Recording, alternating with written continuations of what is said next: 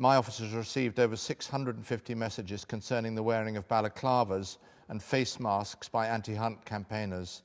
The view provided is that they are intended to intimidate and to conceal the identity of the individual in anticipation of offending. What powers do the police have to insist on the removal of such masks? And what is Devon and Cornwall Police's policy on this matter, please? Thank you, Commissioner. By way of context, the issue of hunting is one which divides opinion. A very emotive issue for those who believe in it and for those who are against it. And our position as Devon and Cornwall Police is and has always been one of impartiality and to approach it in a very balanced way.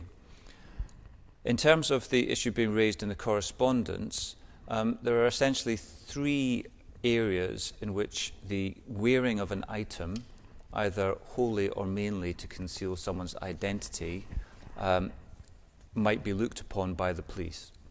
The first is where no offence has been committed. The second, where there is a suspicion that an offence may be committed. And the final one is where we have seen offences actually taking place. Now, in reverse order, if offences have been committed, then the normal policing powers exist in order to confirm someone's identity, and therefore such an item could and would be removed.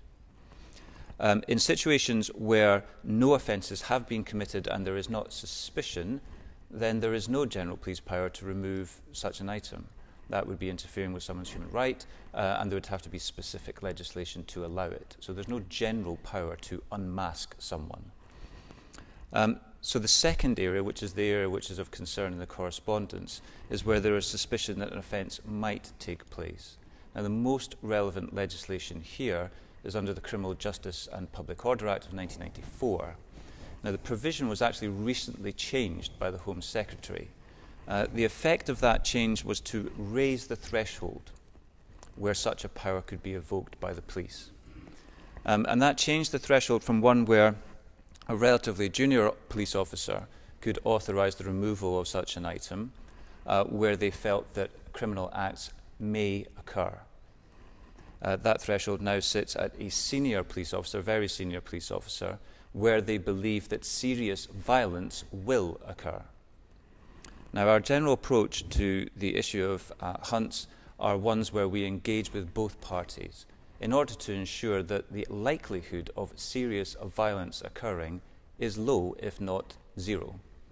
So the number of occasions when we would be in a position to lawfully invoke the section which relates to the unmasking of people are likely to be very low, because serious violence is unlikely to be reasonably inferred.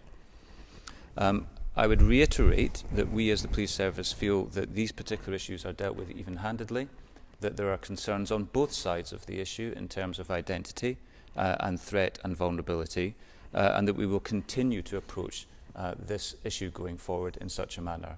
We certainly feel that legislation as it exists gives us the necessary powers.